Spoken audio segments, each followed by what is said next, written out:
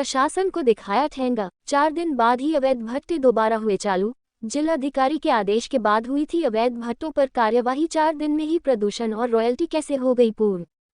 संभल जनपद के असमोली क्षेत्र में कुछ दिन पूर्व बंद कराए गए अवैध ईंट भट्टों पर चंद दिनों बाद ही दोबारा से काम शुरू हो गया, जबकि इन अवैध भट्टों पर न तो प्रदूषण था और न ही इन अवैध भट्टों की रॉयल्टी जमा थी। जिलाधिकारी के आदेश के बाद नायब तहसीलदार तथा उप जिलाधिकारी की टीम ने इन अवैध भट्टों को न केवल बंद कराया था बल्कि इन पर बनी हुई कच्ची ईंटों को भी नष्ट कराया था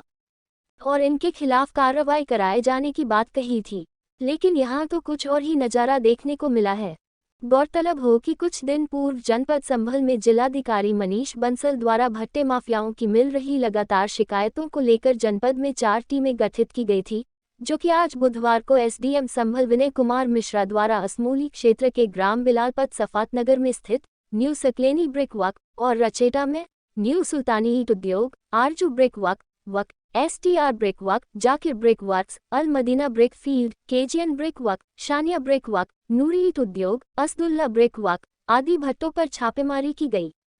जिनमें यह भट्टे अनलीगल पाए गए, जिसमें एसटी और ब्रिक वर्क बट्टा बंद मिला जिस पर कोई कार्य नहीं चल रहा था और इन सभी भट्टों पर अवैध रूप से कार्य चलता मिला, जिसको एसडीएम साहब ने बुलडोजर बुलवाकर सभी भट्टों पर हो रहे ईंट पत्थर के कार्य को नष्ट करा दिया और इन लोगों को चेतावनी देते हुए कहा कि आप अपने भट्टे से जुड़े सभी कागज पूरे कराकर नियमानुसार भट्टों का संचालन करें। अगर किसी भी भट्टे माफिया ने अवैध रूप से भट्टे का संचालन किया तो उसको बख्शा नहीं जाएगा,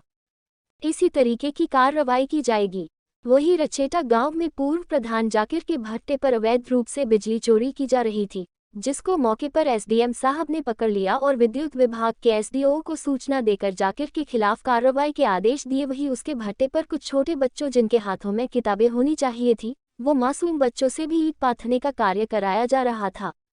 जिसको लेबर से संबंधित अधिकारी को सूचना देकर मौके पर बुलाया गया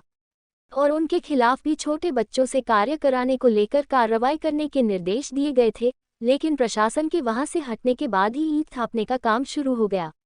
अब सवाल यह उठता है कि आखिर जब यह भट्टे अवैध रूप से चल रहे थे तब यह 4 दिन बाद ही वैध कैसे हो गया। संभल से विजेंद्र शर्मा की रिपोर्ट।